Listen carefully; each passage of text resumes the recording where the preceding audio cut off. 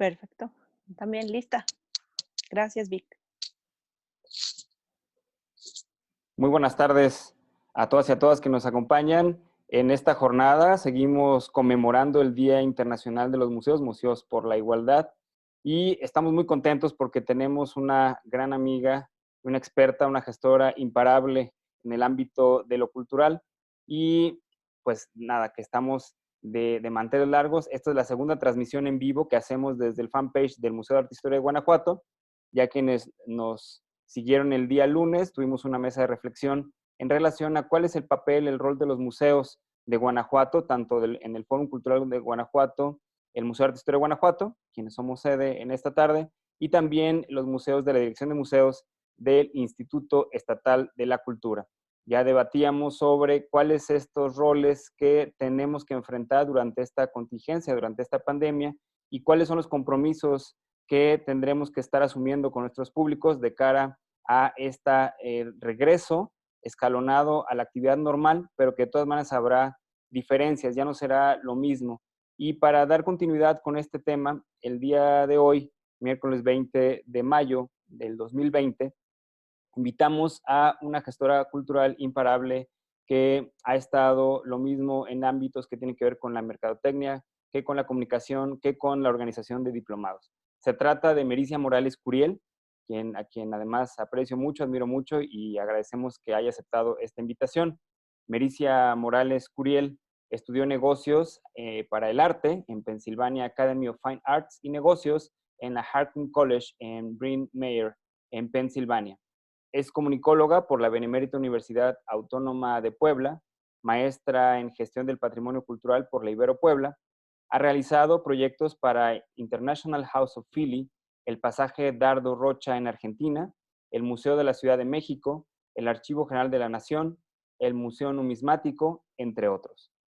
Recientemente, también para la Coordinación de Comunicación del Museo Universitario Arte Contemporáneo, el MUAC, también ha sido asesora, consultora y tutora en el área de gestión de proyectos para las industrias creativas, incubadora de empresas, teoría en arte contemporáneo, comunicación interna, publicidad, relaciones públicas, arte contemporáneo, economía y marketing cultural para empresas culturales de los tres sectores. Actualmente es Outreach Coordinator para America's Research Network y trabaja de manera activa en el proyecto Mecenas, consultoría para artistas, gestores y agentes en el arte. Pues sin más preámbulo, damos la bienvenida a Mericia Morales Curiel, experta en gestión cultural, quien nos acompaña esta tarde en el Día Internacional de los Museos, Museos por Igualdad.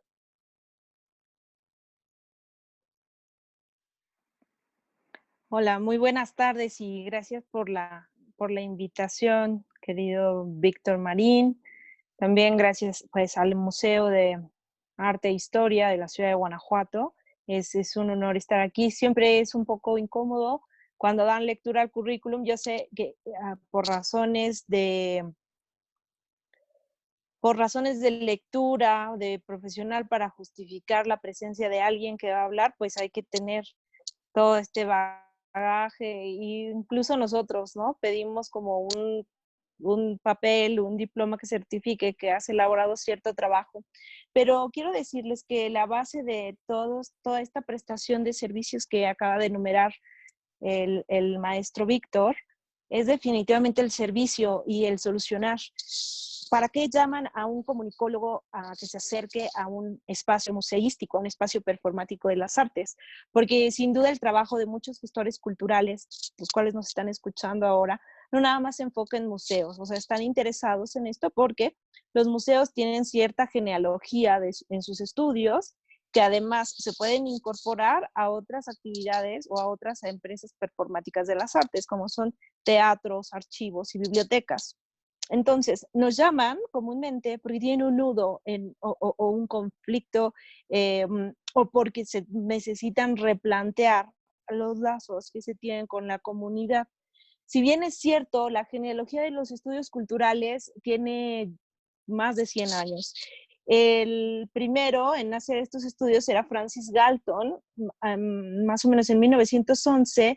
Él era un explorador, un investigador británico y de alguna manera lo consideran un precursor de la psicología diferencial y de la estadística y la evaluación de las características psicológicas que él iba derivando de estas observaciones participativas que hacía.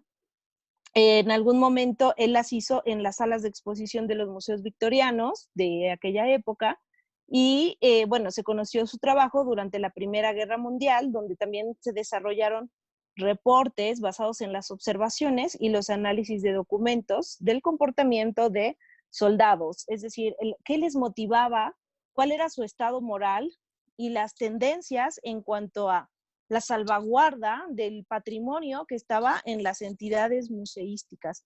Eso se volvió un estudio sumamente interesante. Ya de forma más documentada, pues las primeras investigaciones se dan con cierto rigor sobre los públicos.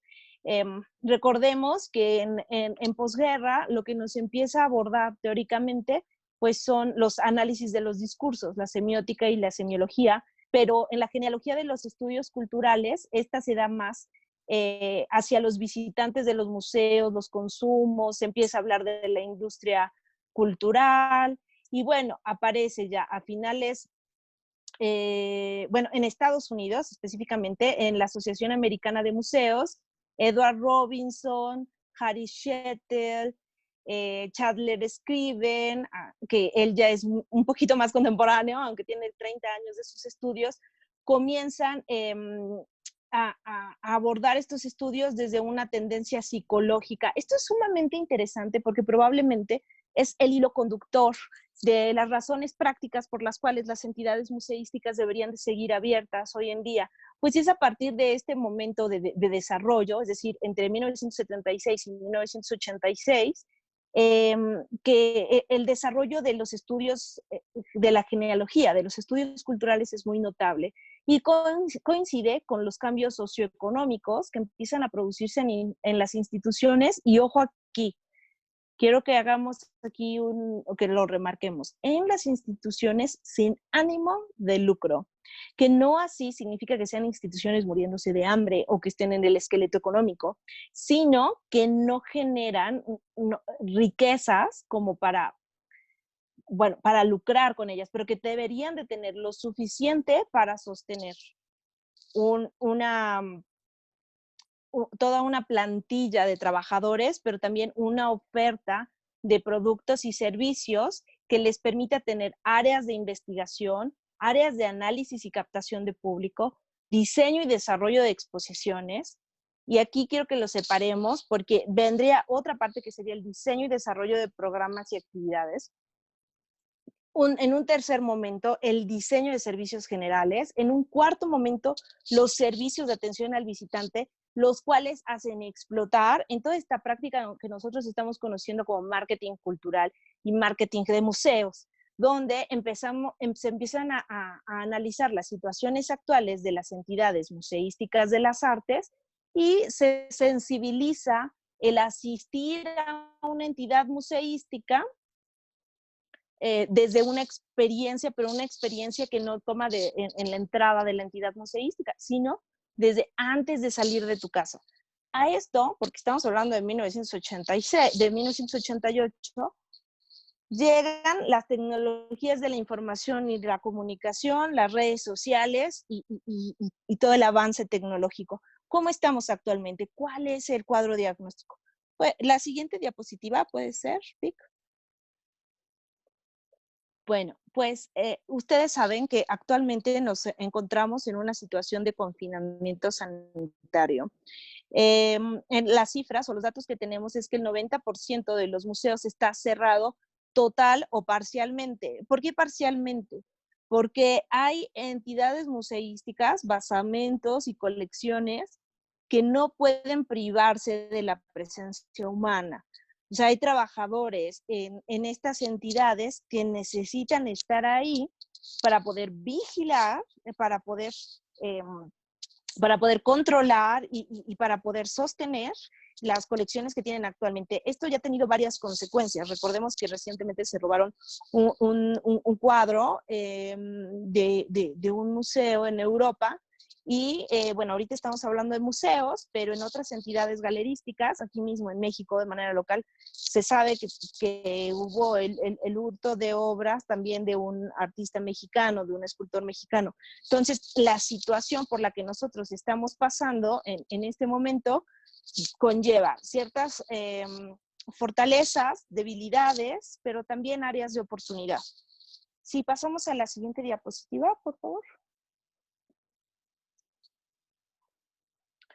Bueno, Suay Aksoy nos decía, a muchos de estos museos no van a volver a abrir. Y esto vamos a tener que analizarlo desde la tipología de los museos. Para aquellos que ya llevamos un rato estudiando estas tipologías, sabemos que hay o nos han enseñado a dividir los museos en cuanto a el museo que es museo y el museo que no es museo. ¿Cuál es el que no es museo?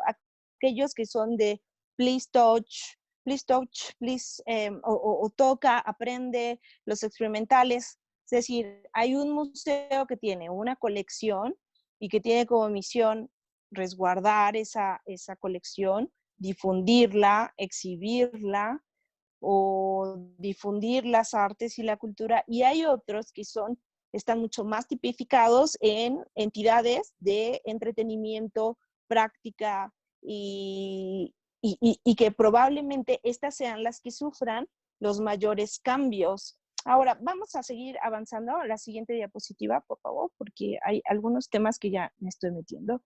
Bueno, sí, hoy si han revisado las notas, de hecho hoy salió un artículo muy severo en cuanto a la situación que está abordando a los museos en Estados Unidos, los cuales, entendámoslo desde su naturaleza económica. Estados Unidos es un país que se ha caracterizado por tener una economía de mercado abierta y en su sobrevivir del sector cultural, de su industria cultural, participa activamente la comunidad y esto es muchas personas. Ellos no viven nada más del boletaje, sino de los mecenazgos empresariales y de la actividad filantrópica que supera por mucho a nuestro país.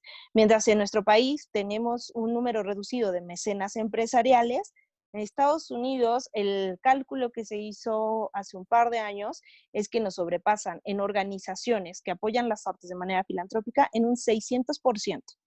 Ya estamos hablando que las instituciones museísticas se sostienen, claro, por fondos públicos, pero al mismo tiempo por la participación de la comunidad, la cual obviamente por la racha económica que nosotros estamos viviendo, por los despidos que están sufriendo, por toda la situación, pues lo primero que han relegado son los apoyos a este tipo de áreas. Así que se despidió a todos los salvaguardas del MoMA, por ejemplo. La siguiente diapositiva. Bueno, los museos son más que simples espacios, no son nada más espacios que deben de tener la tarea de preservar y de promover. Deben de también ser espacios, y esta me encanta, porque es el subdirector general cultural de la UNESCO, que es de educación, de inspiración y de diálogo. Y este va a ser el hilo conductor de la charla que estamos por comenzar. La siguiente diapositiva, por favor. Así es, Pacho, que es el director del Museo Universitario del Chopo, que es un museo que está sumamente inmerso en la dinámica de su barrio, de su comunidad, no nada más se dedica a exhibir, no tiene una colección fija la cual tenga que conservar de facto, sino que lleva muchísima dinámica, muchísimo de ese diálogo, una oferta educativa bien interesante. Él recientemente, creo que esta nota no tiene más de una semana, compartía en uno de los medios de comunicación que ellos están reflexionando qué se puede hacer más allá de una programación en arte y cultura para revisar la situación crítica de las distintas comunidades ciudadanas. De hecho, ellos tienen en este momento un programa donde te ayudan a identificar el canto de las aves que están cerca de tu casa. Y esto no es casual, es que muchas de las personas en confinamiento estamos aprendiendo a escuchar el silencio, a mapear quiénes son los que pasan con altavoces y también qué aves nos rodean, porque las estamos escuchando un poco más. La siguiente diapositiva, por favor. Entonces, las entidades museísticas están dividiendo sus decisiones en dos grandes áreas. Primero, que van a tener que tomar decisiones económicas y segundo, que van a tener que tomar decisiones sanitarias al respecto. Me voy a ir medio paso más atrás en cuanto a lo que decía Pacho de qué otra cosa, qué más podemos hacer. También se dio a conocer este fin de semana que el Museo Frida Kahlo, por ejemplo, es ahora resguardo para comunidad LGTBI, los cuales por la misma situación del confinamiento, muchos de ellos están sufriendo agresiones o incomodidad psicológica debido al rechazo que pueden estar recibiendo en su casa o en su entorno familiar por su identidad de género. Entonces ellos están abriendo las puertas ante esta situación. Están abriéndose un paso más allá de lo que es el coleccionar, el exhibir, el resguardar.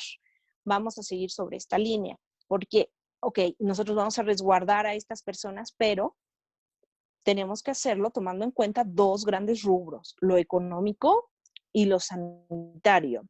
Aquí hay algo bien interesante porque las últimas tendencias museísticas se han ido hacia un perverso financiero. El perverso financiero es que pareciera que se está compitiendo por ver qué exposición sale más cara, en cuál se han invertido más millones, y pareciera que es un gancho o una forma de atraer, porque entre más costosa, más parafernálica, parecía que esto es una forma de captación de públicos.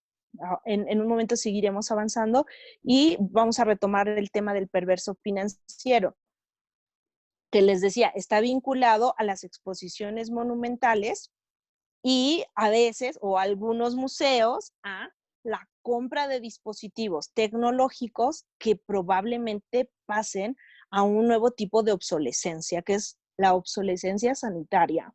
¿Por qué es una obsolescencia sanitaria? Porque hay muchas entidades museísticas que su museografía se basaba en dispositivos que tú tienes que estar tocando, compartiendo y pasando de una persona a otra. Entonces esto ya no va a dar posibilidad. Yo sé que son dispositivos caros, pero hoy en día existen otro tipo de museografías que implican la interacción de las audiencias con sensores que no necesariamente tienes que tocar. En cuanto a las decisiones sanitarias, lo que está permeando la mayoría de los manuales de los museos, y les estoy hablando de Europa, tomé en cuenta manuales de museos de España, de Francia, uno de Alemania, y algunos que se están tomando en Estados Unidos con una idea de vaticinar cuáles tendrían que ser los cuidados sanitarios a futuro, porque con base en la decisión sanitaria se conocerán entonces los presupuestos a solicitar para los cambios que se van a generar de forma económica. Entonces, el primero, el que permea todos los manuales, es la dosificación de los públicos. Se va a perder el interés por las grandes exposiciones visitadas por miles de personas. Además, vamos a empezar la charla de si esto era prudente en cuanto a un consumo fidedigno, sano y congruente con los objetivos de las entidades. Entonces, hoy en día se está proponiendo tecnología de distanciamiento, que no es tecnología cara. Si ustedes han ido a un restaurante y reciben un dispositivo que comienza a vibrar cuando está listo su pedido, es más o menos ese tipo de tecnología. Su costo se podría incrementar debido a la utilidad que podría tener. Pero en cuanto a lo real, el costo real de los dispositivos no puede ser más caro que el que está en los restaurantes. Entonces, ¿cuáles van a ser las complicaciones en cuanto a las adaptaciones y las decisiones sanitarias? Bueno, muchos de los museos que nosotros visitamos no nacieron como museos, no se construyeron así. Eran cárceles, eran hospitales, fueron escuelas, son edificios históricos. Entonces, la forma de adaptar las ventilaciones o las cámaras térmicas, que es así, son mucho más caras, o incluso el delimitar ciertas áreas, volver a diseñar o tener una señalética, comunicación visual que sea comprensiva y se iguale en la mayoría de las entidades museísticas, va a elevar cierto costo y va a tener complicaciones en estos edificios, que no puedes intervenir tan fácilmente con pintura o perforando. Entonces ahí vamos a tener que hablar de innovación en cuanto a los materiales de señalética y las complicaciones que se pudieran tener en cuanto a las decisiones sanitarias y la misión, la visión y las actividades principales en las entidades museísticas. Sí, podemos pasar a la siguiente diapositiva, por favor. La siguiente. En la anterior estábamos viendo que va a haber incluso, se prevé o se decía que puede haber dispositivos que ya sean igual personalizados, donde cada persona reciba una pulsera sanitizada y que le permita respetar la distancia entre otra persona. Hasta ahorita lo que hemos mencionado es que los museos se conocen por tener como misión, visión y actividades principales el coleccionar, el exhibir, el conservar, el difundir. Pero el museo es mucho más que esto, ya lo decía Pacho, el museo es comunicación, es un puente. Y la comunicación no es algo que sucede una vez, sino es un proceso. Y ese proceso requiere conocimiento y conocimiento comunitario. Las nuevas museografías han propuesto ya desde hace algunos años que el objeto ya no sea el protagonista del museo, sino la comunidad. La siguiente diapositiva, por favor. Entonces, para que nosotros retomemos el diálogo del museo a partir de la comunidad siendo el centro, ¿y la comunidad cuál? ¿Qué comunidad? O sea, tipifiquemos el momento histórico, psicológico y social que está viviendo la comunidad que está alrededor de la entidad museística. ¿Qué situación está pasando? Estamos hablando de eh, familias con estrés, estamos hablando de casas que están sufriendo violencia, depresión, ansiedad. Hay otros que le están pasando bomba, que el aislamiento les está sentando muy bien, pero de alguna u otra forma se cree o nosotros deberíamos de plantear con base en una planificación por escenarios, es decir, si tuviéramos todo el capital que solíamos tener como entidad museística, ¿cuáles serían esas decisiones económicas y esas decisiones sanitarias, pero desde estas otras dos perspectivas, que es la comunicación interna y la externa? La interna es mucho más operativa y tiene que ver con el personal del museo y la capacitación de este personal. Ahorita vamos a ahondar más ahí. En ese sentido, la mayoría de las entidades museísticas probablemente van a mudar hacia reformular la identidad y tomar en cuenta que, o incluir en su cultura organizacional las medidas sanitarias o que son espacios sanos o espacios de sana convivencia. Tendríamos entonces que invertir, además de en cámaras, pulseras, en nuevos escáneres o en nuevas formas de interacción y de aprendizaje, en diseño de manuales operativos específicos, ya sea de manera infográfica, también obviamente en estos manuales tiene que ser muy claro cómo nosotros vamos a organizar la planta de trabajadores, a quien reportan, cuáles van a ser las actividades específicas, las actividades clave para la atención de esta comunidad en la situación que está. Probablemente vamos a tener que repensar los perfiles de las personas que se están contratando y echar mano de psicólogos, pedagogos, porque no estamos aislados. La cultura no puede ser un sector o una burbuja a un lado de lo educativo y de lo económico y de lo ecológico y de lo político, no.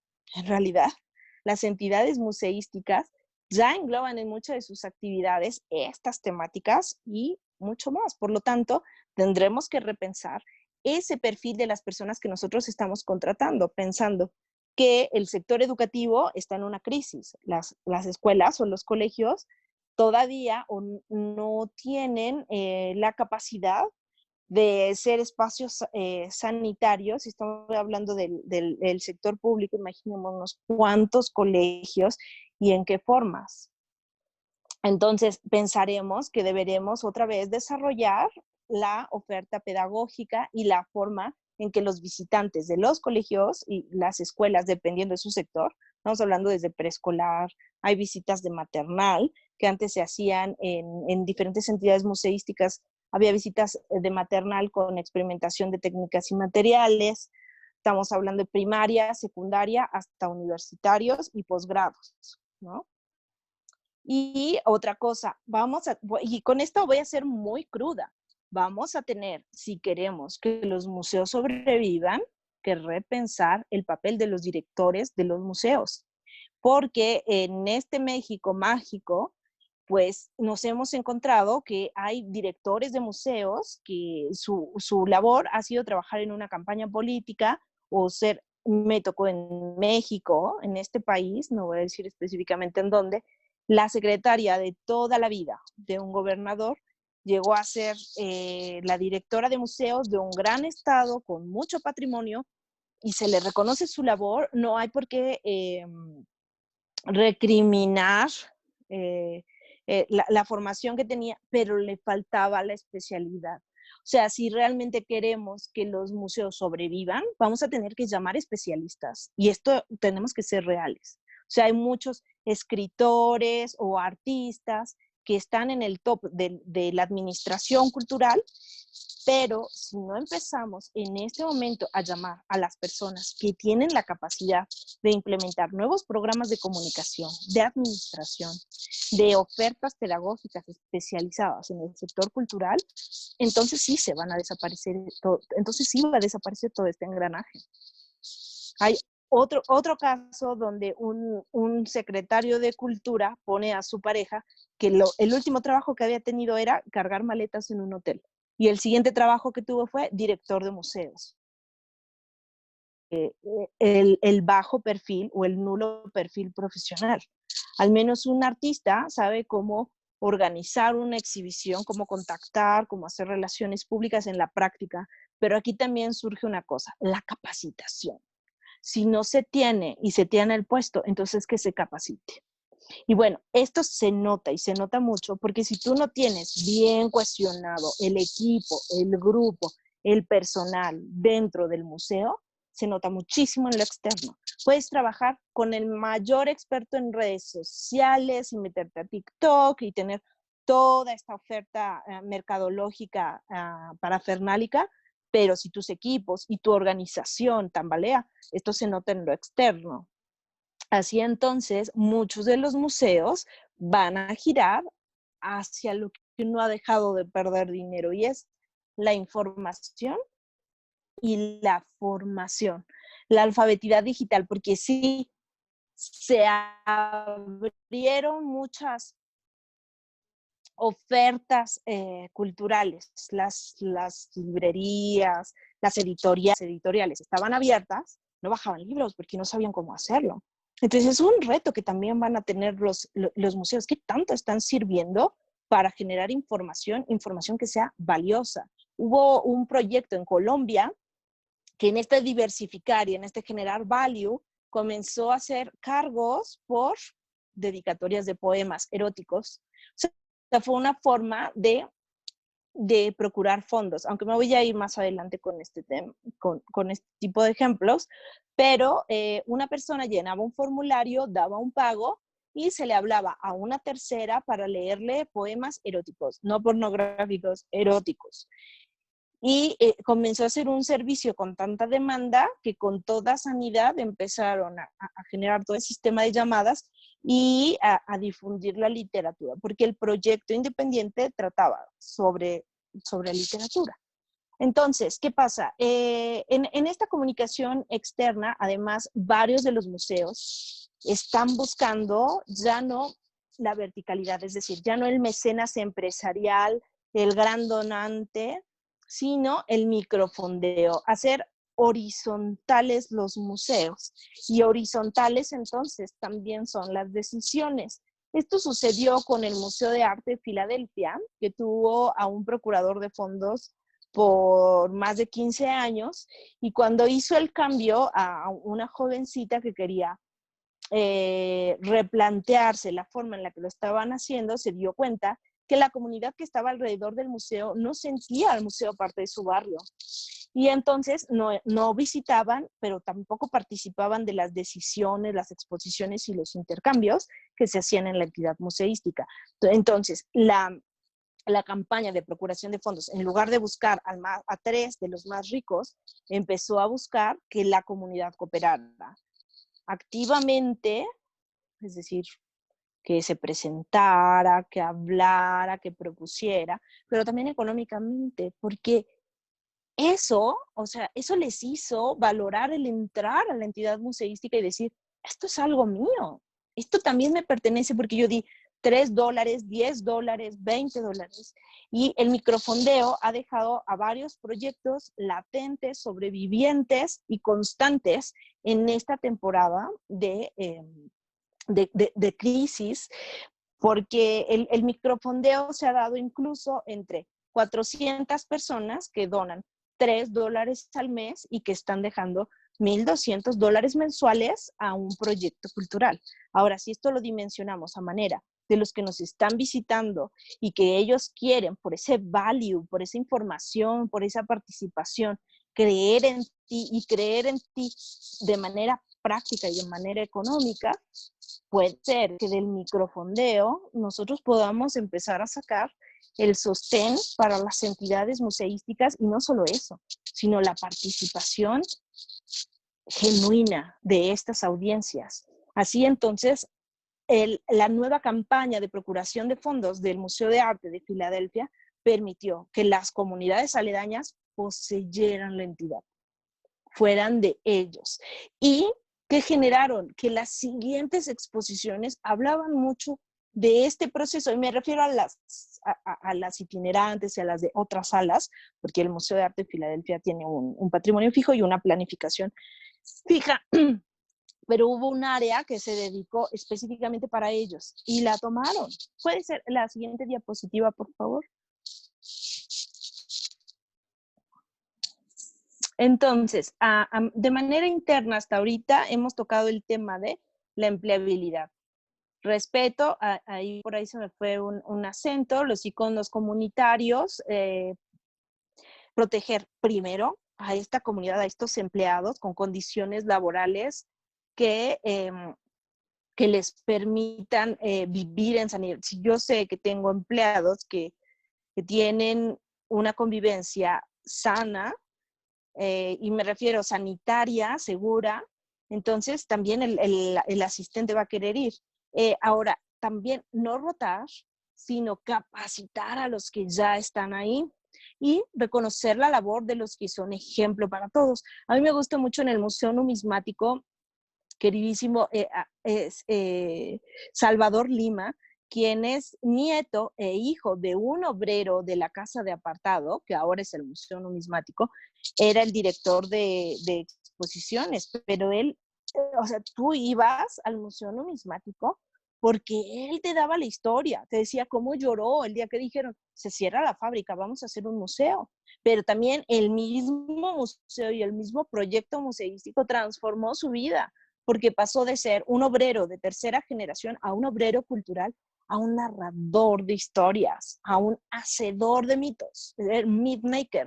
Entonces yo no me iba al museo, al numismático, si Salvador Lima no me daba el paseo, pero Salvador no estaba solo. Salvador iba a capacitaciones a otros museos de patrimonio industrial y hablaba con museógrafos, con curadores, con historiadores, y los historiadores y los diseñadores gráficos pertenecían a otra generación que no era la de él, y ellos habían ido, tenían educación universitaria, pero la capacitación que había recibido Salvador era tan filial, tan leal, y el respeto que se le tiene por la memoria y por ese ícono que él representa es invaluable. Es lo que también tienen que recuperar los museos, el valor por su personal, el reconocimiento de ellos y el aseguramiento. Porque un museo que de la nada ha despedido a todos, pues difícilmente la comunidad va a querer respaldarlo, pero un museo que dice, seguimos teniendo nuestro personal, lo vamos a cuidar. Mira, mi personal es Juan Pérez, se parece a ti, vive en medio de ti, tiene una vida de esta, o sea, tu personal puede ser el icono por el cual se pueda salvar el museo. Actualización entonces va a ser o va a permitir que se tenga esta vinculación experta y que se fortalezca la misión, la visión y los valores en el mismo credo laboral, porque cuando tú capacitas, estás fortaleciendo en lo que creen, en lo que se fijaron desde un principio. Y claro, internamente vamos a tener que conocer estos manuales que se apeguen muchísimo más a la realidad. Y ustedes se van a sorprender porque hay muchas entidades museísticas en el país que ni siquiera tienen manual interno, que es más, hay muchas que no tienen misión, visión y valores.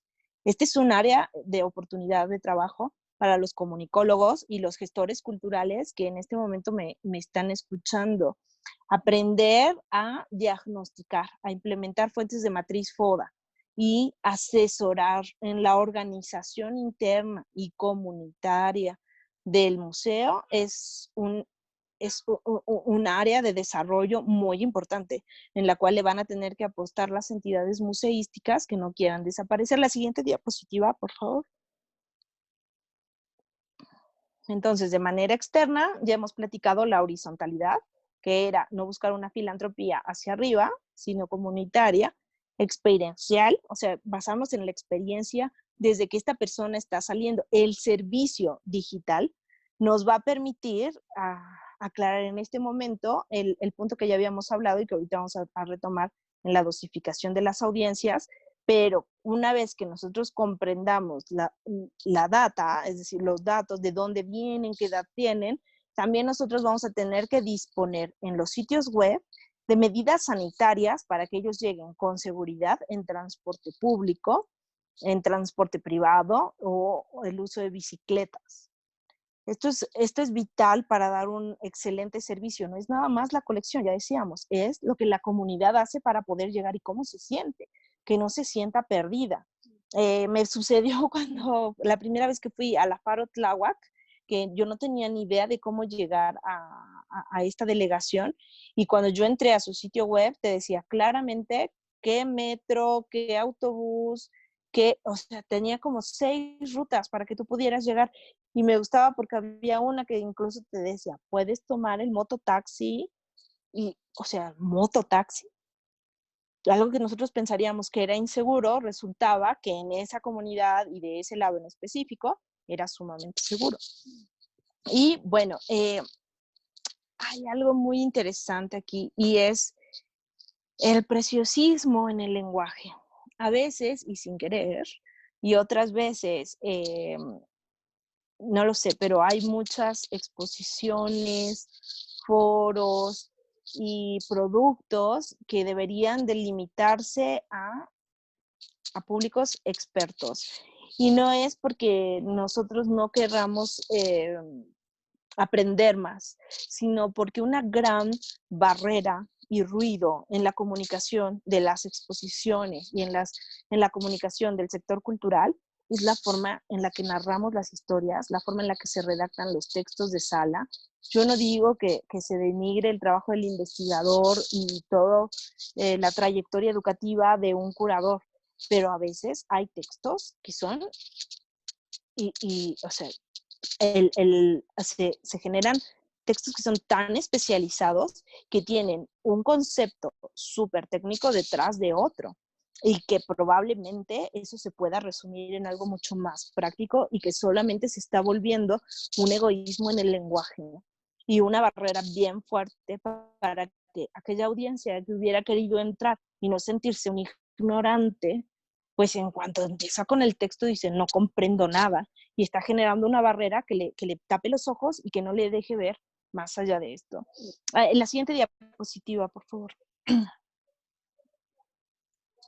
Entonces, decíamos, el punto número 1, que es un punto en común con todos los manuales que están vaticinando cómo van a ser las nuevas formas de gestionar en los museos, dice la dosificación de públicos. Y aquí es donde te está sirviendo todo el capital informativo que tienes de las redes sociales, porque alguien me decía, bueno, pero es que los museos no están ganando un peso por tanta visita guiada, ¿no? Pero están ganando toda la información para saber qué edad tienes, qué idiomas hablas, dónde estudias, qué estudias, cuántas personas están en tu casa. Tú estás dando tus datos y esos datos te van a servir para regresar o no regresar, para crear la nueva realidad de las entidades museísticas.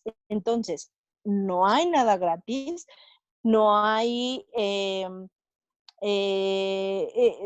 no hay el sin costo. O sea, todo esto está generando capitales que no son económicos, pero que son muy valiosos. Porque si yo me doy cuenta que la mayoría de mi audiencia son universitarios, entonces uno de mis programas estrellas de arranque va a estar delimitado a los universitarios. Esto no quiere decir que no puedan entrar de otras edades. Sí, van a entrar de otras edades, pero lo que se está proponiendo es que diversifiques la atención a las audiencias. Esto incluso es prometedor porque puede mejorar por mucho la experiencia que se ha tenido en museos.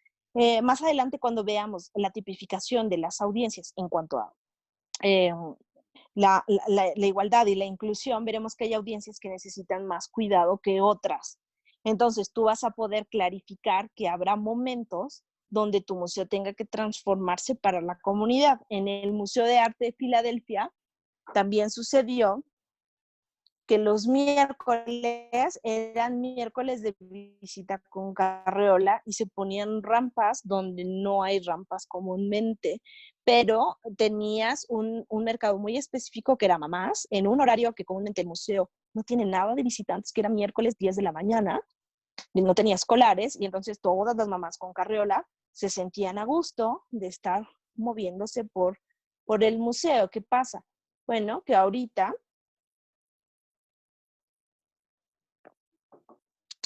toda esta oferta que nosotros estamos viendo en las redes sociales nos va a permitir conocer quiénes, cuándo, en dónde, qué consumos y qué opinan, y rediseñar con base en esta segmentación de mercados, en esta hipersegmentación del mismo, los nuevos programas que vayan atendiendo a las diferentes audiencias de tal manera que todas sean bienvenidas, pero que cada una reciba un trato específico y de calidad, y sobre todo de calidad sanitaria.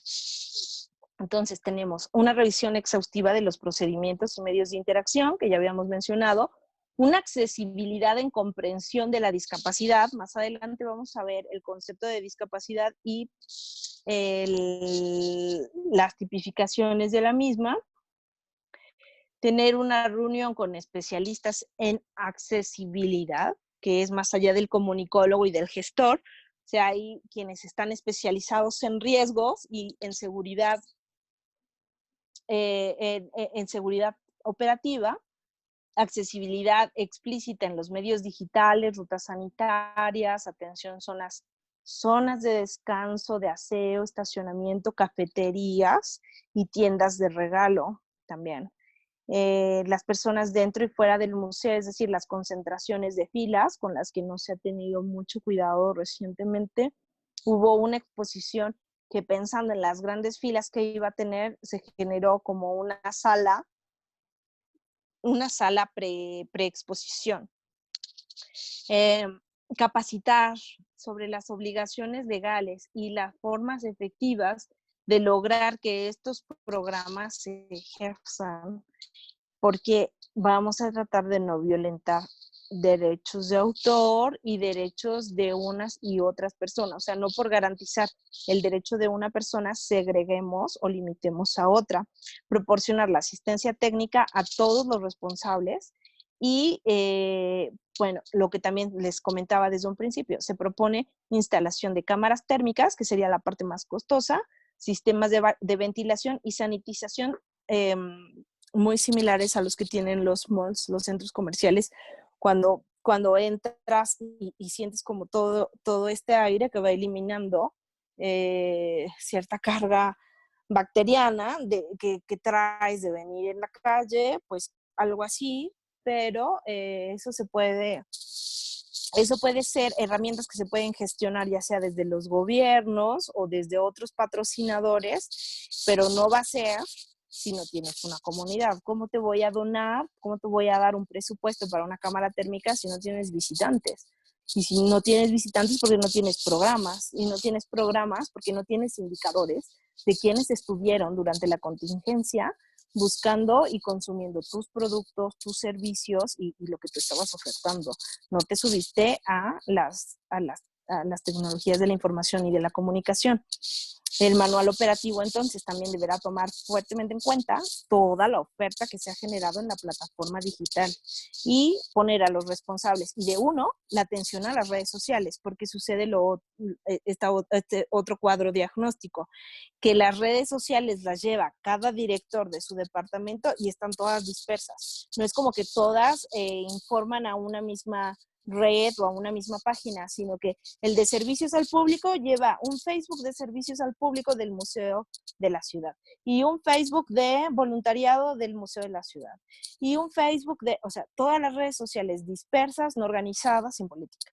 Tendríamos entonces que en este manual operativo volver a conjuntar, plantear el sitio web con estrategias de comunicación bien delineadas, volver a delinear las estrategias en cada una de las redes, porque no es nada más abrir una cuenta en Instagram y dejarla ahí y subir fotos de lo que come el jefe de servicios educativos, no. O sea, es también atenderlo con miras a la captación, la generación de audiencias y todas alineadas a la misma misión, visión, valores, o sea, sobre la misma línea organizacional. La próxima diapositiva, por favor. La forma táctica, o sea, cuáles van a ser los movimientos comunitarios. Bueno, decíamos que el objeto ya no lo es la comunidad y vamos a tener que repensar los horarios, las audiencias. Ya les había ejemplificado con los miércoles de carreolas, que ya no vamos a poder tener como la exposición abierta a todo el público donde tengamos niños y adultos conviviendo de una. Esto no quiere decir que queramos separar a las familias, pero a lo mejor puede haber un día muy específico para familias y esto va a tener que llevar ciertas medidas, ciertos programas que estén muy estudiados, ¿no? Decíamos ser una fuente de información y seria, porque México tiene un lugar muy, creo que somos tercer lugar en generar fake news y falsa información. Entonces, ojo aquí, tenemos buscadores de información real, histórica, en fin, o sea, tratar de hacer el value, el valor, la oferta que está en nuestras redes sociales fidedigna, actual, congruente, evaluar el impacto económico de la expansión de la audiencia, o sea, qué impacto ha tenido en el museo el que no haya audiencia, porque muchas personas no se han hecho la pregunta, solamente dicen, no, bueno, de lo que menos tenemos es de taquilla pagan 8 pesos, pagan 20 pesos, no importa, ¿qué impacto tiene? ¿Qué impacto tiene el que no estén pasando todos los días? ¿Qué impacto tiene el no estar generando un boleto? ¿Por qué? Porque en el servicio digital o en la página web, que probablemente sea la tendencia y la renovación que todos los manuales están metiendo, se van a tener que ampliar también este tipo de servicios. Las personas ya no van a tener contacto de intercambiar un papel, sino tener una aplicación o una compra de boletos y un servicio de postventa que pocos museos tienen. ¿Cómo es un servicio de postventa? Bueno, toda persona que visita una entidad museística sale con una historia. Incluso si esa historia es únicamente el uso de una banca, de un baño o la iluminación, hay algo más, hay una lectura del artista, del cuadro, de la exposición, del ambiente, de las personas con las que iba. Ahora, ¿tú qué sabes de estas personas? Hace tiempo estuve charlando con un amigo que trabajaba en una exposición que era un gran blockbuster y llegó diciéndome, Mericia, no tienes nada que enseñarme. Vengo de haber recibido 2,000 personas. Y yo le preguntaba, ¿y con cuántas hablaste? ¿No estás exhausto? Y me dijo, ay, no hablé con ninguna. Ah, bueno, pero tienes algunas personas hablando. No, tampoco. Ah, bueno, pero más adelante, cuando ellos salgan del museo, te van a contactar o tú les vas a escribir o... No, no, tampoco. O sea, ellos solo pasan, pero no había una evaluación. Lo estamos haciendo. O sea, vamos a tener que empezar a diseñar este instrumento de recolección de datos, de opiniones, más allá del libro de visitas. Y la atención. O sea, en algún punto vamos a tener que preguntar qué te gustó, qué no te gustó, qué quieres saber más. Y después generar promociones, programas, proyectos, descuentos. Esos son los servicios de postventa de alguien que nos visitó y tratar de que sea un cliente frecuente. Por eso es que la mayoría de los museos están pensando que las audiencias ya no van a ser tanto extranjeras, sino mucho más locales. Van a trabajar mucho más en una dinámica de las colonias circundantes y de los oficios y los trabajos que se están desarrollando alrededor.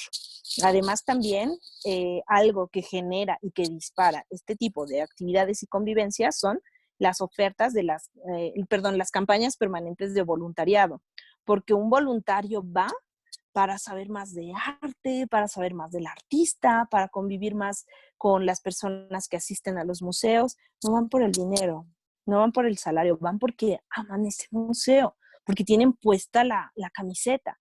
Y sí, también saldar la deuda histórica que nosotros tenemos con las mujeres. En los museos están llenos de musas y están llenos de mujeres que están retratadas, pero tenemos una deuda histórica con las historiadoras, con las curadoras, con las investigadoras y sobre todo con las mujeres artistas. Ya no nada más tenemos una gran mujer artista en México, tenemos muchas. Y yo creo que es hora de empezar a dar ese lugar cuando comencemos. Y esto no es por moda, tampoco es porque solo es una táctica mercadológica, no, es por congruencia con la sociedad. Eso y con nuestras comunidades madre, con todas las comunidades que se identifican como comunidad indígena. Ya recientemente hay una exposición de afromexicanismos que abrió la puerta a una discusión muy grande en nuestro país, por ejemplo. Ya así, en otros países se está hablando de implementar los discursos o la situación de la migración y de los refugiados para que también se estén incluyendo en la oferta y en el diseño de estas ofertas y de estos puentes de comunicación que tejemos con ellos. La siguiente diapositiva, por favor, porque ya me fui muy lejos.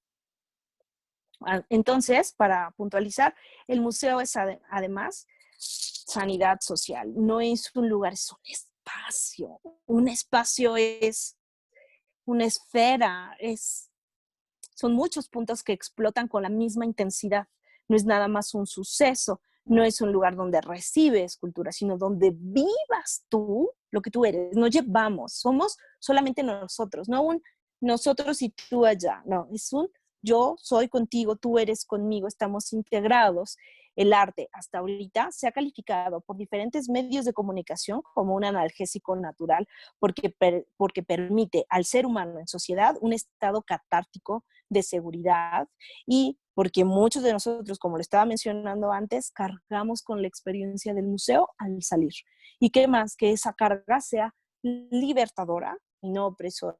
Lo que sigue, por favor.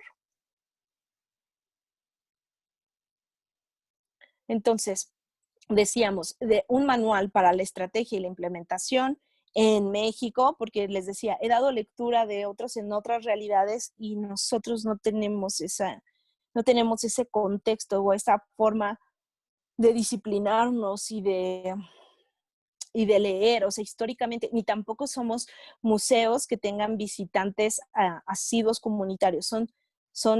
México es un espacio que tiene museos que se admiran y se respetan más por visitantes que son turistas nacionales y extranjeros. Entonces, tendremos que enfocarnos también en diseñar materiales más impresos que digitales, pero estos impresos, ya saben, en sostenibilidad ecológica, además, en economías verdes, pero que son materiales que te puedes llevar y conservar, cosa que ya no hacemos tampoco. Accesibilidad al sitio web, a todos y cada uno de los sistemas de señalización y soportes de la comunicación y sobre todo tener una programación respetuosa y reflexiva de la accesibilidad de la comunidad. En la diapositiva que sigue, por favor.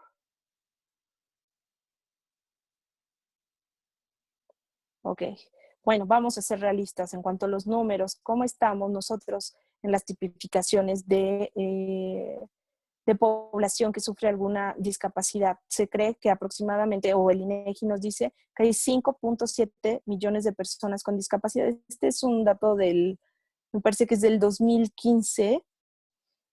Entonces, ahorita, después de los resultados de este conteo, vamos a ver qué tanto estamos, pero es un gran número de personas. La siguiente diapositiva, por favor.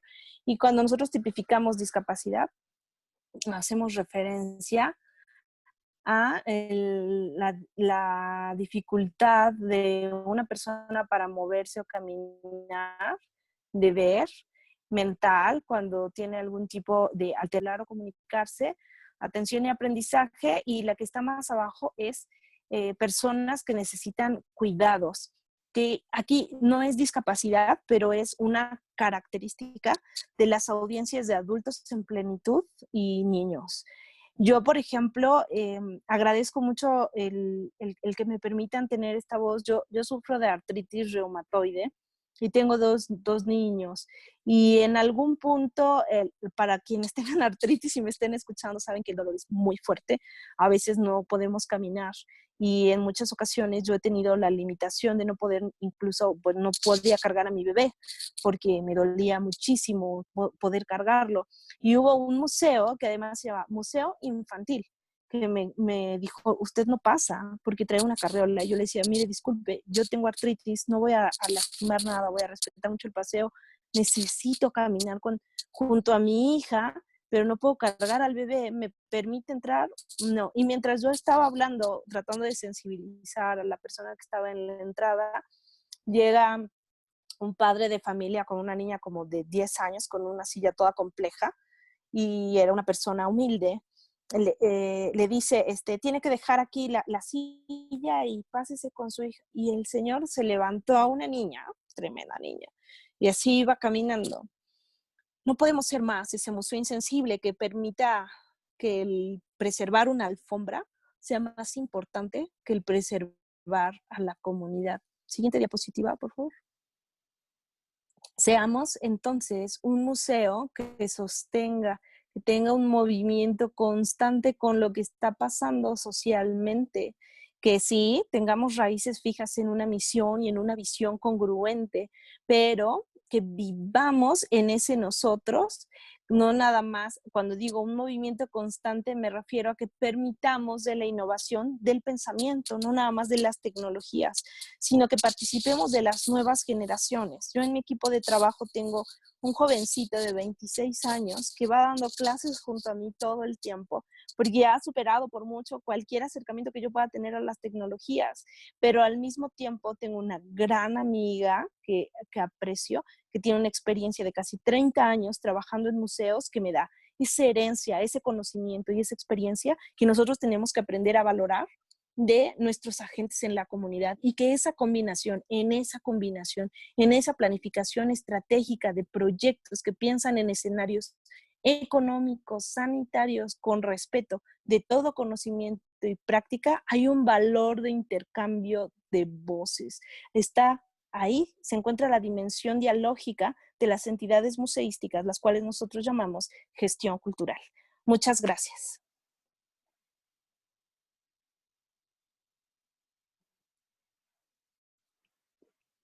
Perfecto, Melissa, me voy a conectar contigo. Estamos esperando, le recordamos a nuestro público, aquí en el chat de la fanpage del Museo de Arte e Historia de Guanajuato, que pueden hacer sus preguntas aprovechando que tenemos a la maestra Melissa Morales con nosotros esta tarde como parte del programa especial por el Día Internacional de los Museos. Antes, por ahí, Noemí Ornelas, Mayra Córdoba, desde los medios de comunicación, y Noemí desde la universidad, desde de la ENES de la UNAM, que tenemos una unidad aquí en León. Laura Alcione también te manda saludos. También Daniela Vasco, Eugenia Mejía, manda también saludos para la maestra Mericia.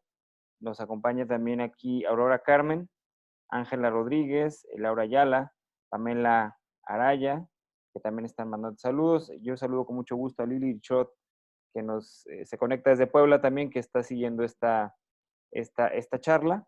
Y animamos a nuestros públicos que están participando esta tarde para que pues nos hagan preguntas y aprovechemos el tiempo que nos está compartiendo la maestra Mericia en relación a esta disertación, a este análisis que estamos realizando, que hemos estado realizando los museos en el mundo en relación a lo que viene, que podemos aprovechar este parteaguas para justamente tener este tiempo de reflexión para reconvertirnos y para poder, como decía Mericia, realmente ser estos centros más allá del objeto, que podamos conectar con los públicos, que podamos conectar con nuestras comunidades, que seamos realmente centros de reinterpretación de esta complejidad social y que tengamos un impacto en la comunidad de manera positiva.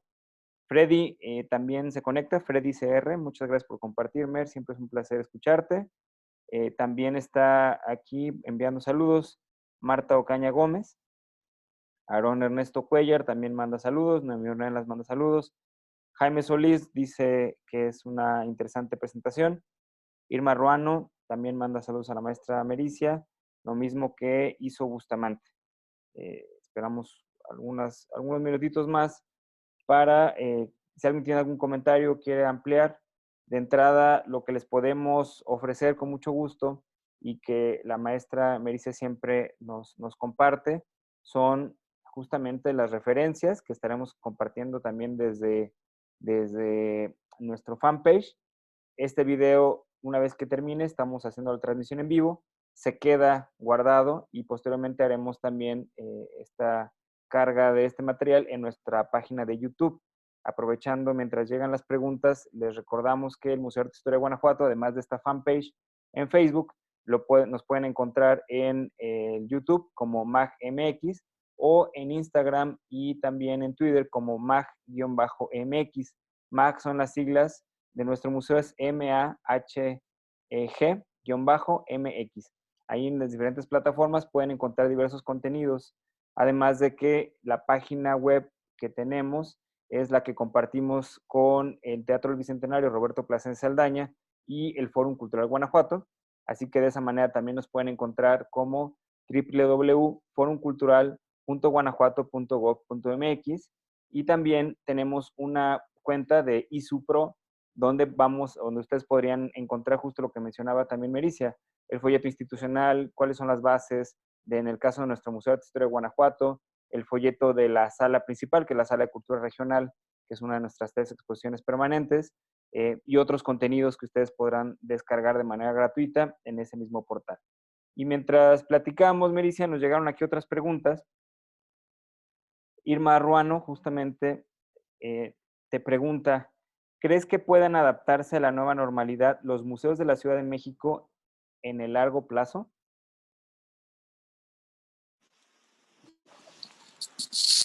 Bueno, primero un gran saludo a Irma y a varias personas que nombraste. Son alumnos de la materia de estudios de público de la maestría en arte contemporáneo de Casalam. Así que bienvenidos, queridos colegas. Yo no tengo alumnos, no tengo colegas, porque muchos de ellos rebasan años de experiencia en el sector cultural. Irma, querida, yo creo que no hay una nueva realidad, sino que siempre ha habido nuevas realidades, porque estamos con identidades, no hay una identidad, sino hay identidades por generaciones. Si nos damos cuenta, las tecnologías de la información y la comunicación ya nos han llevado a tener que irnos renovando a cada instante. Y los museos, en el caso de la Ciudad de México, me parece que lo han hecho generacionalmente muy bien, o sea, obviamente con amenazas, con ciertas debilidades, incluso presupuestales, pero bueno, yo he visto que están tratando de integrarse a todas las situaciones, incluso a los bajos presupuestos, a la poca ayuda que puede haber en el sector público. Siempre se han ido adaptando. Yo creo que lo haremos y lo haremos bien, porque nuestra organización, nuestro sistema de museos, y si específicamente hablamos del de la Ciudad de México, son vitales para la plataforma de las identidades que se van gestando. Y en el caso de la inclusión y la diversidad, bueno, creo que la Ciudad de México también es punta de lanza, es cabeza de león de todas las instituciones museísticas. Primero se ha hecho en la Ciudad de México, pues estamos muy centralizados como país. Y después parece que después va ondeando hacia las provincias, México, el numismático, todos, los privados y los públicos, y los empresariales y los que son como mucho más con tendencias sociales. Entonces sí creo que vamos a sobrevivir y mucho mejor que aquellos que estaban acostumbrados a los grandes presupuestos. Creo que nosotros siempre hemos tenido esta lucha y esta resistencia. Cuando alguien en el sector artístico me decía, iremos a morir, o bueno, no creo. La verdad es que hemos sobrevivido demasiadas crisis como para no pasar esta también. Muy bien, tenemos aquí ya otras preguntas más. Mericia, nos dice la maestra Lilali Rendón, que es una excelente charla, y menciona que el trabajo con los públicos puede apoyarse en las diferentes posibilidades que nos ofrecen los recursos de Internet. ¿Hay alguno en particular que debamos considerar? Mira, yo creo que sí tenemos que considerar la mayoría en una generalidad, porque no sabemos qué acceso tiene. O sea, este momento social nos ha permitido aclarar la gran brecha tecnológica y económica que hay entre las comunidades, porque nosotros creíamos que por estar en una ciudad todos tendríamos acceso a cierta alfabeticidad digital, y nos dimos cuenta que no. Yo en cierta institución trabajando con jóvenes pensé que se les iba a facilitar transitar a la educación digital y me di cuenta que fue súper complejo, mucho más que con audiencias que tienen mayor edad que ellos. Entonces, creo que nosotros estamos haciendo juicios a priori y es mucho mejor experimentar en todas las plataformas en este momento y estar observando y atentos, porque nos podemos sorprender. Los indicadores que les puede estar dando al World Forum en Inglaterra no pueden aplicar a México. Entonces, ojo aquí, yo pondría atención en cada una y ver qué está funcionando en cada una, porque muchas audiencias en Facebook se están elevando la edad y en TikTok la edad es mucho menor. Entonces, ¿qué consumen?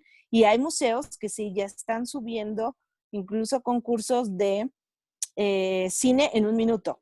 O sea, en TikTok no nada más hay bromas y contenido popular. O sea, también lo están utilizando para conocer qué hay de las audiencias que están en ese lugar. Yo creo que no te limites a una red social o a una plataforma, sino experimenta y observa en este momento para después empezar a bajar esa información y no tener un juicio a priori y así no tomar decisiones con base en ideas, sino en indicadores.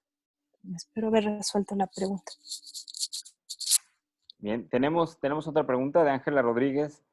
Comentaste que algunos museos no abrirán de nuevo. La pregunta es, ¿por cuestiones económicas o porque no es posible adaptarlos a las nuevas necesidades? Pueden ser por todas las anteriores, de hecho. Creo que pues hay algunos que ya no va a tener sentido si todo su presupuesto superaba al de aquellos que están haciendo trabajo social y todo su aparato y su oferta museográfica era tocar entre todos. Probablemente este no sea el momento porque tendrían que reinventarse y para reinventarse el gasto sería mucho mayor. Y yo sé que hay fundaciones y hay mecenas empresariales que están muy interesados en que se sostengan los museos, pero no van a ser aquellos que tengan este tipo de contenido. Si se van para cultura, aquí va a ganar el viejo pensamiento de la alta, la mediana y la baja cultura. Entonces van a querer proteger a lo que muchas generaciones todavía consideran la alta cultura. Este tipo de pensamientos deberíamos de abandonarlos, pero no es así. El vaticinio va a que se va a proteger más aquellas entidades museísticas que tienen las grandes obras pictóricas, las mejores colecciones, pero también las mejores programaciones en atención al público, como investigaciones, foros, celebraciones, que tienen ya programas latentes, que son permanentes, que llevan mucho tiempo, como que es un museo nacional con una oferta de verano imperdible que lleva 30 años. Eso se va a proteger por encima de aquellos. Por eso era prudente iniciar con la tipificación de los museos, porque todos estos que no tienen una colección, que no van a tener una razón para cuestionar audiencias, probablemente ni siquiera abran este año, ¿no?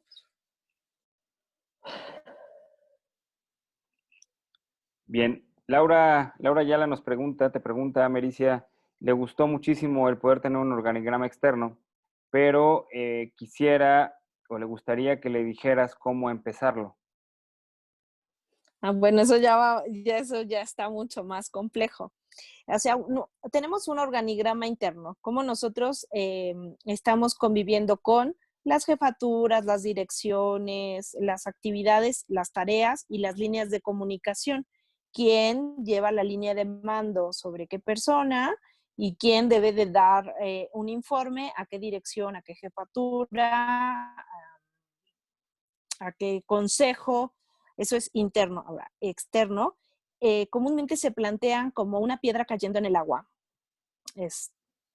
La piedra cae en el punto central, que es la entidad museística, y después tenemos la comunidad de primera importancia, que en algunos organigramas se pone en rojo porque es la primera que nosotros deberíamos de conocer.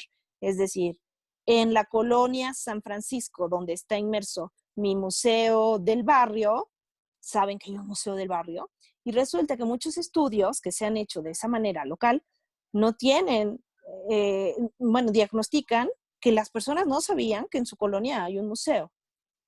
Entonces, repensar la ciudadanía desde ahí, o sea, el organigrama ciudad, o sea, externo, es la ciudadanía, cómo participa en la toma de decisiones y en los programas de los mismos. Y la segunda curva de donde cae la gota, voy a hacer así, es como una diana.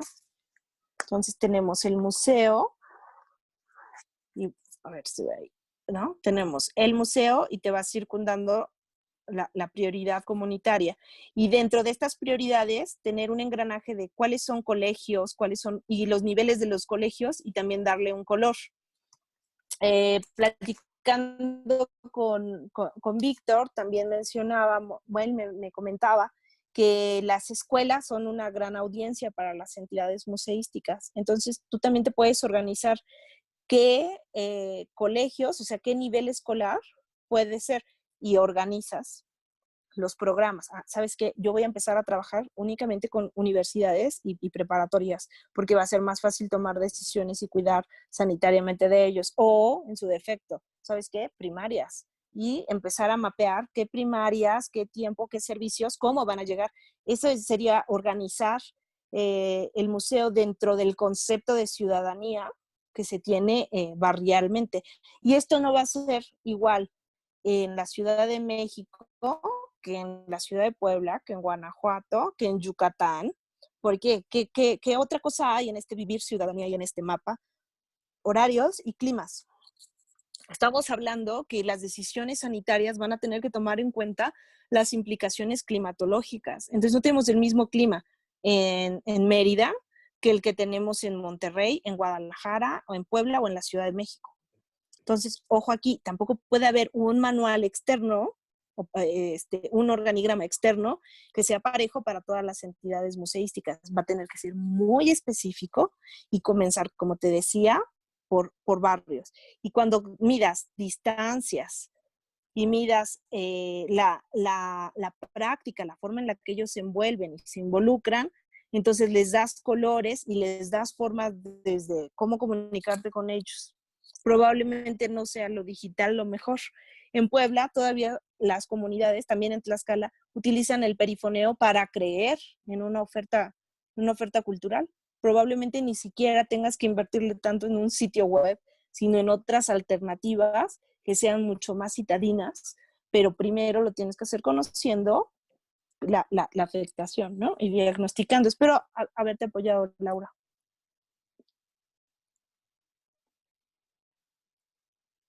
Tenemos otra pregunta, pero ahora de Laura Elena González, quien nos Muy bien. menciona, el bajo presupuesto podría ser una limitante. Tal vez ahora la sociedad civil podría empezar a acompañar el crecimiento.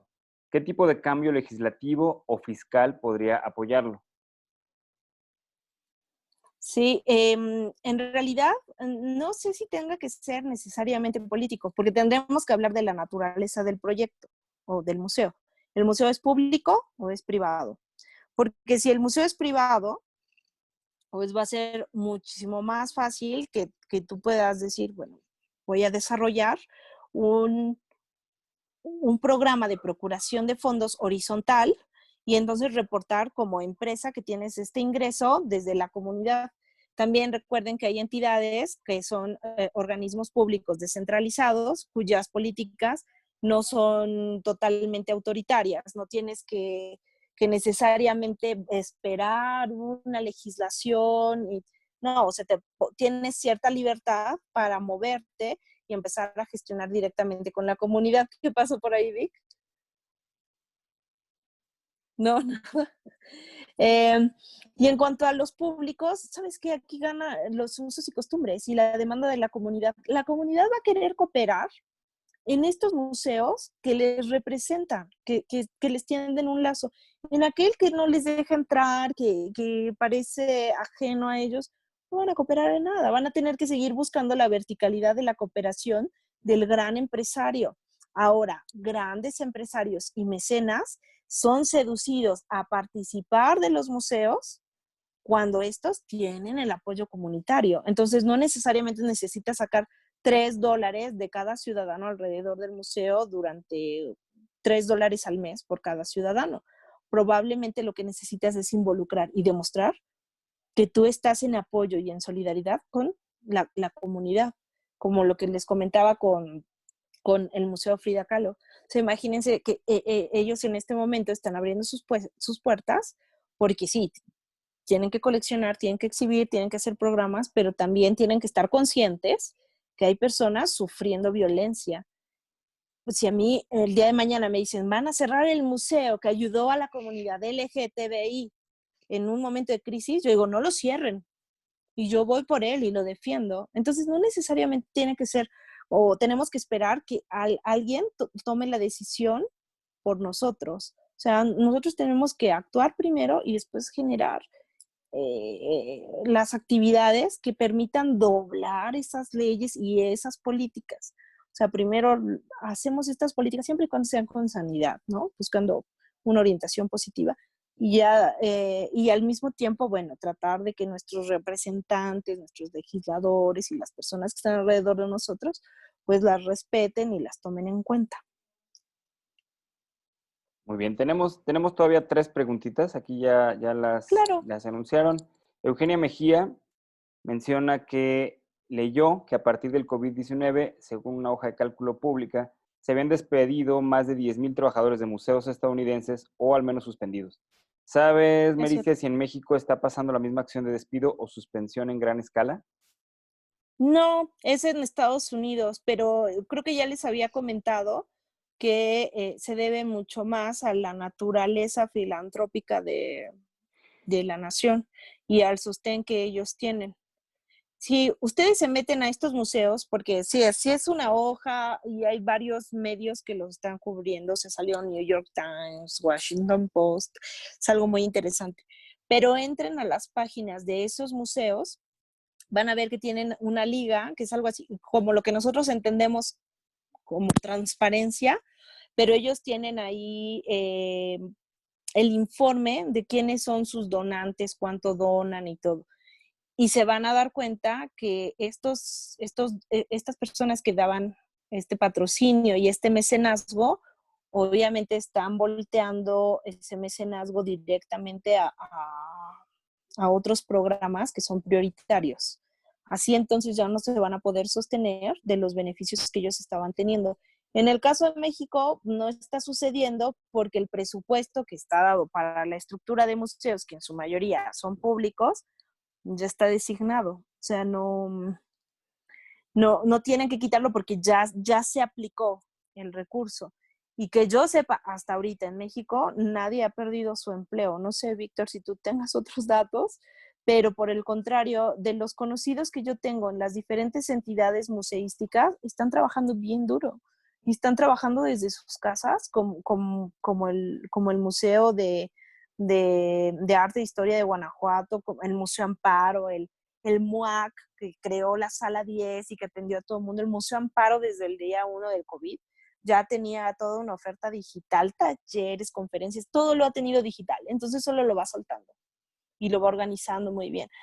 Entonces ellos tienen a sus trabajadores ahí y además tienen a los guardias y la seguridad también dentro. Entonces tienen al personal operativo, también al estratégico todavía ofertando y generando mucha información y estrategias de programas para regresar, incluir a las audiencias. Así que yo creo que en México ni va a suceder tampoco, por el contrario, yo creo que ahorita necesitan emplear a muchos gestores y a muchos comunicólogos y a otros especialistas y ponerse pilas, porque probablemente sea en las entidades museísticas donde se oferte también muchos proyectos educativos antes que en las escuelas.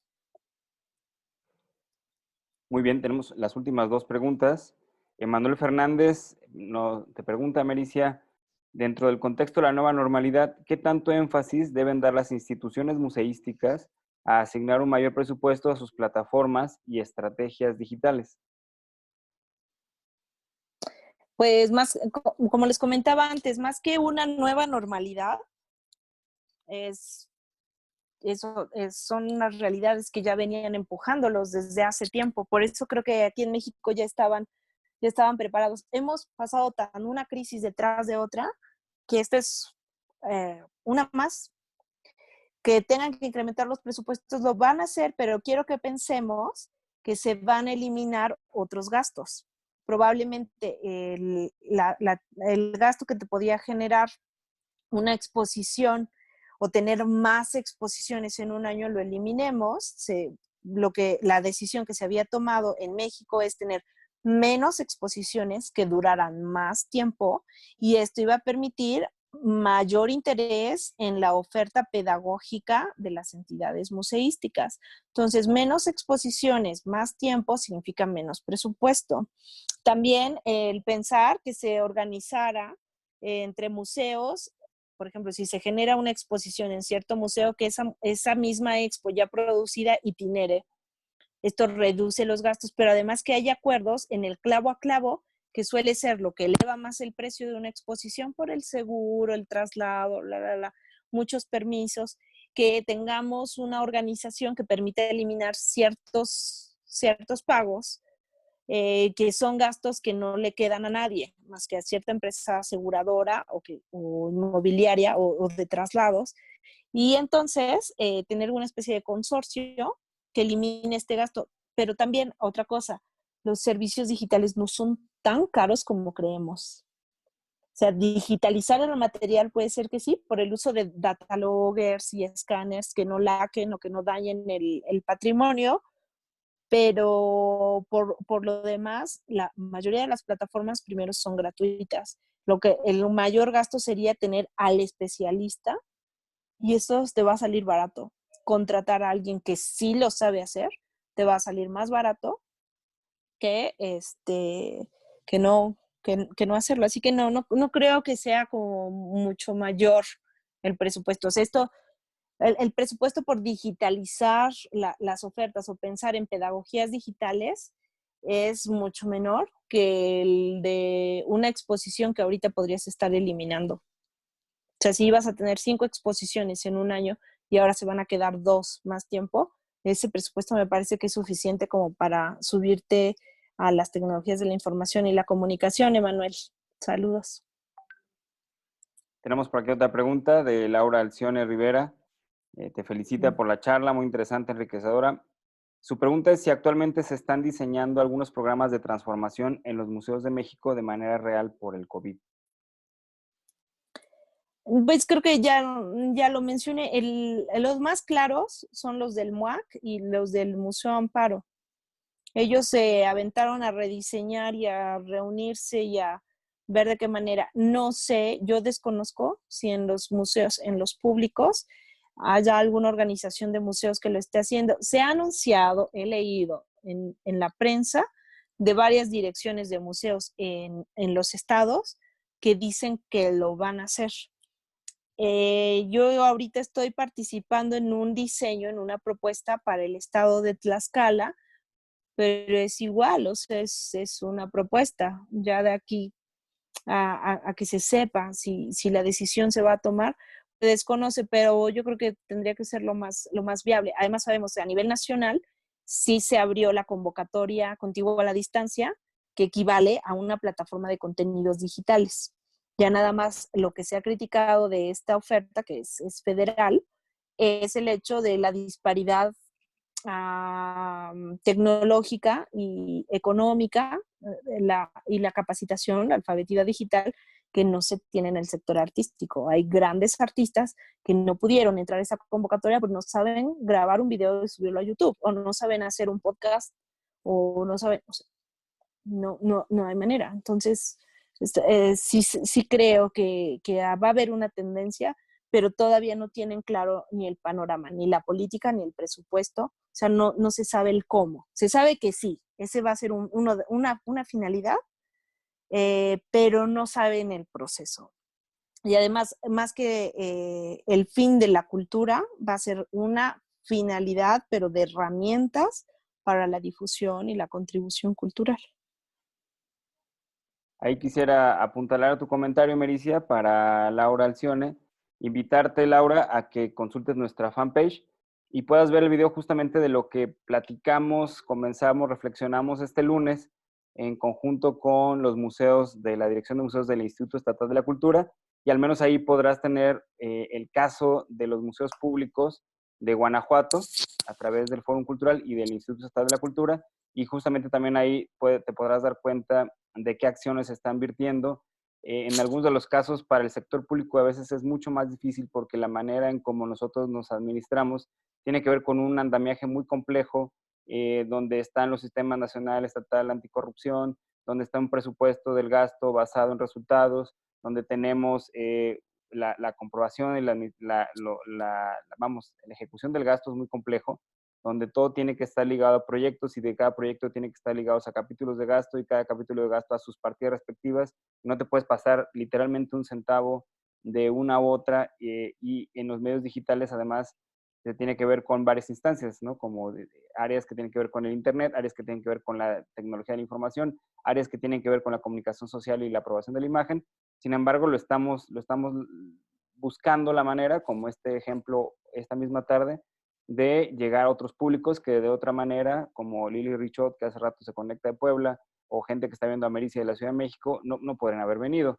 Y nada más ahí apuntalando ese dato, compartíamos justo el lunes que tan solo en abril el Museo de Arte e Historia de Guanajuato, a través de estrategias digitales, tuvimos 80 y tantos mil de nuestros 82,000 seguidores que tenemos en la fanpage de Facebook, tuvimos un alcance orgánico de 37,000 y más de 4,000 interacciones. Entonces, sí hay un consumo porque obviamente hay un público que está, en la mayoría de los casos, porque no sé ustedes, pero en mi caso tengo poco tiempo, que no podemos estar buscando, pero sí ha habido un incremento en el consumo del contenido digital. Entonces ahí tenemos áreas de oportunidad.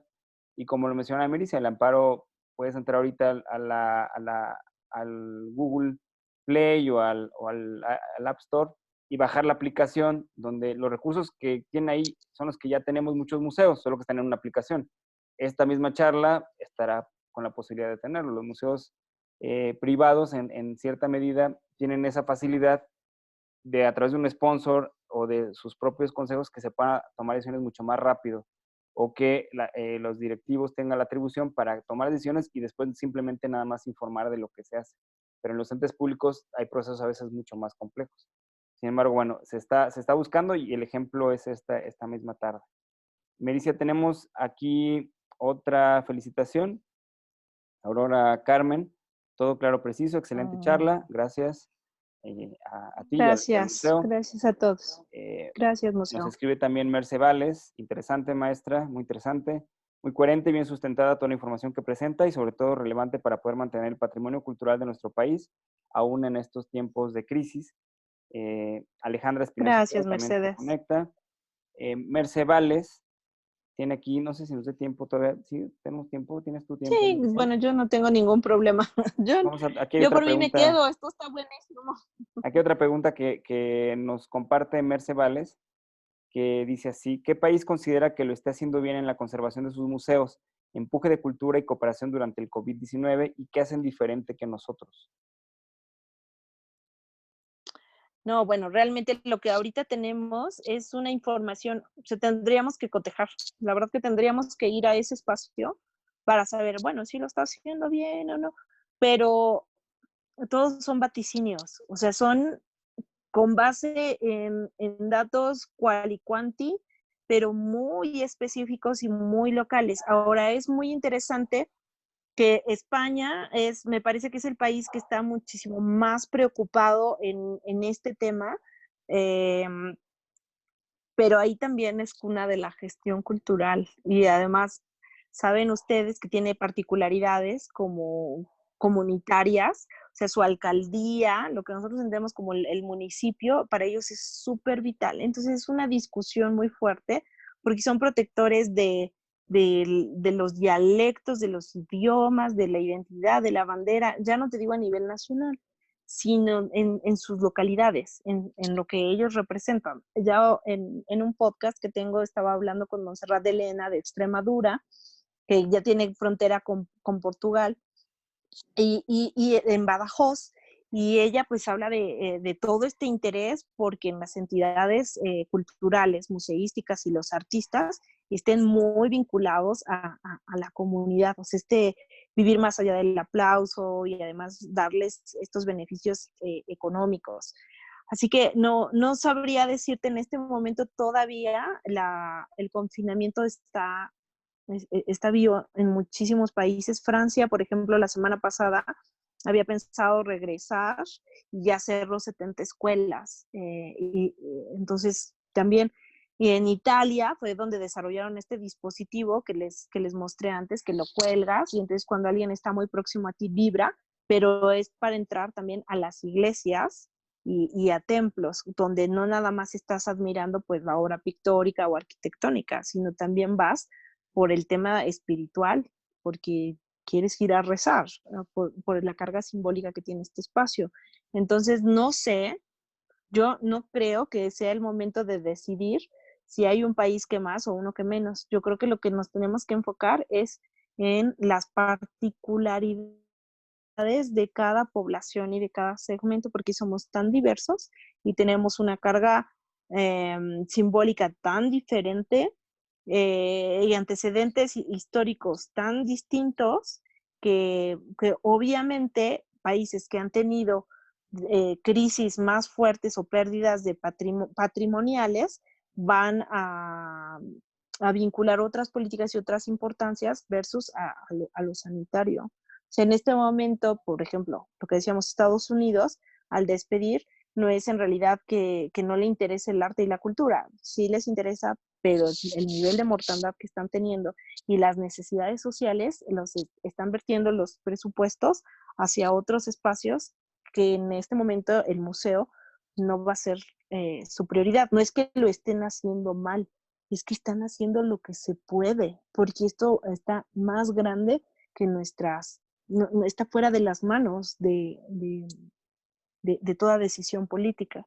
No sé si te haya respondido ¿verdad, Mercedes? Bien, pues ya nada más para dar los últimos agradecimientos antes de finalizar esta charla contigo, Melissa. Muchas gracias por tomar nuestra invitación. También por aquí ¿No? nos Gracias a comenta, ustedes. ¿no?, Laura, que ya nos había agradecido los esfuerzos. Aaron Ernesto Cuellar, tiene alguna pregunta y le pediremos a Aaron que la podamos contestar directamente ya en el chat. Y Lili Sí, Richaud nos manda saludos a los dos, excelente charla, sumamente necesaria. Alejandro Jano, disculpa, maestra, muy interesante la plática, los temas son relevantes y de gran importancia en estos momentos. Entonces, pues muchas gracias, Melicia, por tu tiempo. Es un debate que no a termina, no es un todos los debate que se que apenas conectaron. empieza. Claro, Sigan también las instituciones culturales, sigan a otros gestores que siempre tienen estadísticas conocidos entre los dos. Por ejemplo, Carlos Villaseñor, no me deja mentir, Mericia, que siempre está compartiendo estadísticas, casos, este benchmarking cultural y artístico del mundo muy sí, interesante, sobre todo lo que es ligado al patrimonio sí, cultural, tanto material como inmaterial. sí. Y lo pueden encontrar en redes sociales y es un tipo Intangibles, sí. que te contesta lo que tú le preguntes. Sigan, por ejemplo, Así lo es. que estará compartiendo el ICOM, tanto el ICOM Internacional como el Capítulo México, que también seguro en breve tendrá cosas interesantes que decir. Y como decía Mericia, pues además de las También. fuentes que nos comparte, en un momentito más les copiaremos aquí mismo en el chat de Facebook. Y pues búsquenla ella también si tienen más información que compartir, si tienen alguna duda. Ahí ando retuiteando y recompartiendo. Sí, muchas gracias, gracias, Vic. Y sí, totalmente. Sí hay cosas que son, sí hay información que es cuantitativa, pero ojo aquí, recuerden que nosotros somos obreros culturales y aquí hay muchas cosas cualitativas, o sea, todo está en escala de grises. No es nada más cómo se asiste al museo, o sea, hay otros tonos que nosotros debemos de cuidar mucho y que tienen que formar parte de la ética con la que abordamos la información. Entonces, sí, esto se está construyendo, son vaticinios y son pronósticos, pero todo nos puede sorprender, ¿no? Muchas gracias, Víctor. Gracias a todos los que se conectaron. Estoy muy contenta de esta experiencia. Sí, ahora sonríe porque viene la foto que ahora se transforma en la captura de pantalla de hoy. Bueno, Vamos a 3, 2.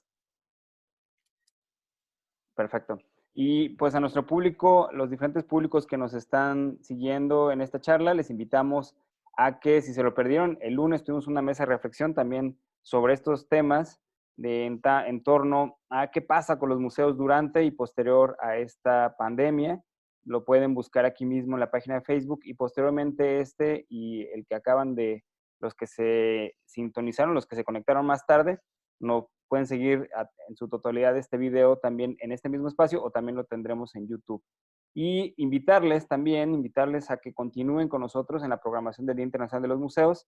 El día viernes tenemos todavía una sesión informativa del Premio Nacional de Investigación Fórum Cultural Guanajuato, hablando de lo que mencionaba Melissa, aprovechar espacios para acercar a quienes están en esta idea de los obreros culturales, quienes están con pasión trabajando estos proyectos. Este es un proyecto del Museo de Arte e Historia de Guanajuato que año con año invita a cualquier investigador a que pueda presentar una investigación original. No es un ámbito académico, no tiene que tener un título de posgrado o de licenciatura para ello.